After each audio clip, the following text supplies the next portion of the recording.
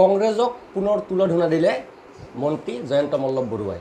যোৱাকালি আগিয়া পৰিষদীয় সমষ্টিৰ ভাৰতীয় জনতা পাৰ্টীৰ প্ৰাৰ্থী সুচিত্ৰা নাথৰ নিৰ্বাচনী প্ৰচাৰত জয়ন্ত মল্ল বৰুৱাই মন্তব্য কৰিছে, কংগ্ৰেছ পাম নহা ফুটবল, ভৰিৰে পাম নহা ফুটবল মাৰিলে যিদৰে আগবাঢ়ি নাযায়, ঠিক তেনেদৰে কংগ্ৰেছ আগবাঢ়িব নোৱাৰে।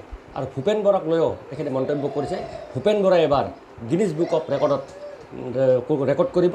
তেখেতে কোনো এখন নিৰ্বাচনতে তেখেতে জিকিব নোৱাৰে আৰু তেখেতে প্ৰতিখন নিৰ্বাচন খেলিলে তেখেতে হাৰে। তাৰ বাবে তেখেতে এতিয়া এই হাৰাৰ গিনিজ বুক ৰেকৰ্ড কৰিব বুলি ইতিমধ্যে মন্তব্য কৰিছে।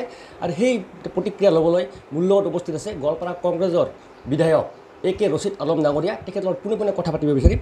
দাদা, দেখা গৈছে যোৱাকালি জয়ন্ত মল্ল বৰুৱাই নিৰ্বাচনী প্ৰচাৰত মন্তব্য কৰিছে, কংগ্ৰেছ পাম নহা ফুটবল, ভৰিৰে যেনেদৰে পাম নহা ফুটবল মাৰিলে আগবাঢ়িব নোৱাৰে, কংগ্ৰেছৰ এনেকৈ আগবাঢ়িব নোৱাৰে, কি ক'ব?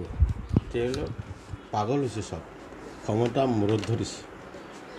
যি কংগ্ৰেছক গালি পাৰে কিমান নিৰ্লজ্জ, অলপ পিছলৈ নেদেখেনে, মনত নপৰেনে তেওঁলোকৰ? যি কংগ্ৰেছে জন্ম দিছে, জন্ম দিয়া পিতৃ মাতৃক যিসকলে অপমান কৰে, তেওঁলোকৰ ভৱিষ্যত ভাল হ'ব জানো? তেওঁলোকৰ অধবত জানো? এই ফুটবল নোহোৱা, পাম নোহোৱা ফুটবল কৈছে নহয়, ৰাইজে তেওঁলোকক এতিয়া সেই পাম নোহোৱা ফুটবল বনাব। বেছি দিন নাই আৰু অলপ কেইদিন আছে।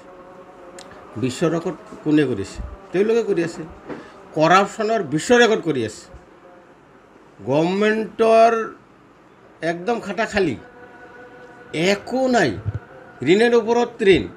গোটেই গভৰ্ণমেণ্টৰ যিমান ৰেভিনিউ হয়, গোটেই ৰেভিনিউ তেওঁলোকে নিজৰ পকেটত সোমাই আছে, ঘৰত সোমাই আছে। তেওঁলোকে ৰাইজৰ ধনেৰে হাৰিয়ানাৰ ইলেকশ্যন পাতে, অসমৰ ৰাইজৰ ধনেৰে দিল্লী ইলেকশ্যন পাতে, অসমৰ ৰাইজৰ ধনেৰে মহাৰাষ্ট্ৰ চৰকাৰ বনায়, ঝাৰখণ্ডৰ ইলেকশ্যন, গোটেই ইণ্ডিয়াৰ যিমান ৰাজ্য আছে, গোটেই অসমৰ ৰাইজৰ পইচা লৈ এওঁলোকে ইলেকশ্যন কৰি আছে। ৰাইজে দেখি থকা নাই জানো? পাম নোহোৱা ফুটবল ৰাইজে বনাব তেওঁলোকক এবাৰ। বেছি দিন নাই আৰু অলপ কেইমাহমান আছে, তেওঁলোকৰ অৱস্থা কি কৰে চাব। গতিকে তেওঁলোক নিৰ্লজ্জ, ক্ষমতা মূৰত ধৰিছে, আবল তাবল বকি আছে। এই যে ৰাভা হাছং ইলেকশ্যন লৈ তেওঁ যে ইমান কথা কয়, আচল কথাত নাই, ইছ্যু ড্ৰাইভাৰ। তুমি ৰাভা হাছং এৰিয়াত টকা কিমান দিলা,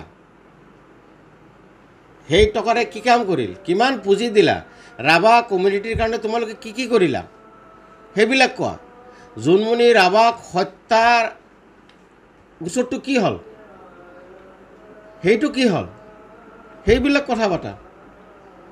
এই যে ৰাভা হাছঙৰ নামত গুণ্ডা টেক্স তুলি আছে, মই বাৰম্বাৰ কৈ আছোঁ, সেই গুণ্ডা টেক্সবিলাক ৰাভা হাছঙৰ অট'নমাছ কাউন্সিলৰ নামত তোলা হৈছে। সেই টকাবিলাক ক'ত গৈ আছে, সেইবিলাক হিচাপ দিয়া। এই যে আমি কৈ আছোঁ যে টংকেশ্বৰ শৰণীয়া ৰাভা নহয়, চিডিউল কাষ্ট নহয়, চিডিউল ট্ৰাইব নহয়, চিডিউল ট্ৰাইব নোহোৱা কৰি কেনেকৈ ৰাভা হাছং অট'নমাছ কাউন্সিলৰ চেয়াৰমেন হৈ থাকে, কেনেকৈ বিজেপি বনাই আছে? কাৰণটো কি? একমাত্ৰ তেওঁক দিছপুৰৰ বিজেপিৰ কালেক্টৰ হিচাপত বহাই থৈ দিছে। গুণ্ডা টেক্স উঠাব লাগিব, সেইবিলাক হিচাপ নাই তেওঁলোকৰ। আমি চিণ্ডিকেট লৈ যিবিলাক প্ৰশ্ন কৰিলোঁ, আপোনালোকে সকলোৱে জানে যে নাঙলৰ পৰা যিবিলাক কয়লা গাড়ী আছে 1,27,500 টকা গুণ্ডা টেক্স লৈ আছে, সেইবিলাক সদনত ৰিপ্লাই নিদিলে, পলাই ফুৰিলে। মই কৈছোঁ বালিৰ নামত চিণ্ডিকেট চলি আছে। এখন ট্ৰাকত 25 চিয়াম 20 চিয়ামকৈ বালা লয়, এখন চালান কাটে 10 চিয়ামৰ। এই টকাখিনি ক'ত গৈছে? এইটো গভৰ্ণমেণ্টৰ ৰেভিনিউতো, ক'ত গৈ আছে? এইবিলাক হিচাপ দিয়ক। মই কৈছিলোঁ যে ব্ৰইলাৰৰ মুৰ্গীৰ পৰা প্ৰত্যেক পিকআপত 45,000 কৰি টকা লোৱা হয়, সেইবিলাক কি হ'ল? ভিডিঅ' ফুটেজ আছে, চিণ্ডিকেট পিজুচে চলায়। চিয়ামৰ কথা কৈছে, চিয়াম কয় চিয়াম মাৰো বুলি, ভিডিঅ' ফুটেজ আছে। সেইবিলাকৰ কি হ'ল? সেইবিলাকৰ ৰিপ্লাই কি হ'ল? সেইবিলাক ৰিপ্লাই দিয়ক।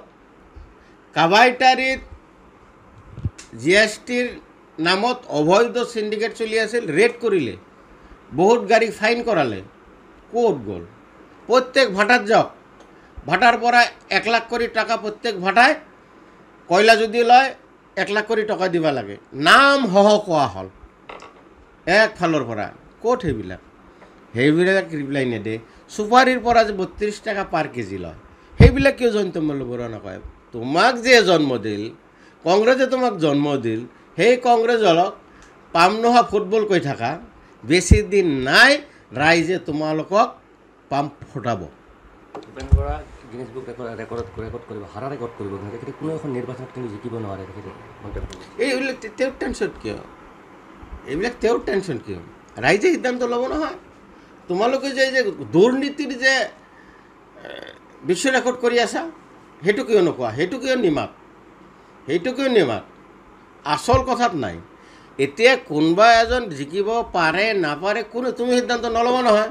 তোমাৰ ভোট নাই তাৰে ভোটাৰে সিদ্ধান্ত ল'ব। এইবাৰ বুজি পাবা তোমালোকৰ নতুন বিজেপি কেইটাৰ কি অৱস্থা হয়, ৰাইজে এইবাৰ দেখাই দিব। এয়া আছিল গোৱালপাৰা পূব সমষ্টিৰ কংগ্ৰেছৰ বিধায়ক AK ৰছিদ আলম ডাঙৰীয়া। তেখেতৰ এইকেইটাৰ প্ৰতিক্ৰিয়া আমি নিউজ 18 অসম নৰ্থ ইষ্টৰ যোগেৰে শুনালোঁ। আপুনি বিচৰা বাতৰি পাব কেৱল নিউজ 18 এপত। নিউজ 18 এপ ডাউনলোড কৰিবলৈ স্কেন কৰক এই QR কোড। গুগল প্লে ষ্টৰতো পাব এই নিউজ 18 এপ।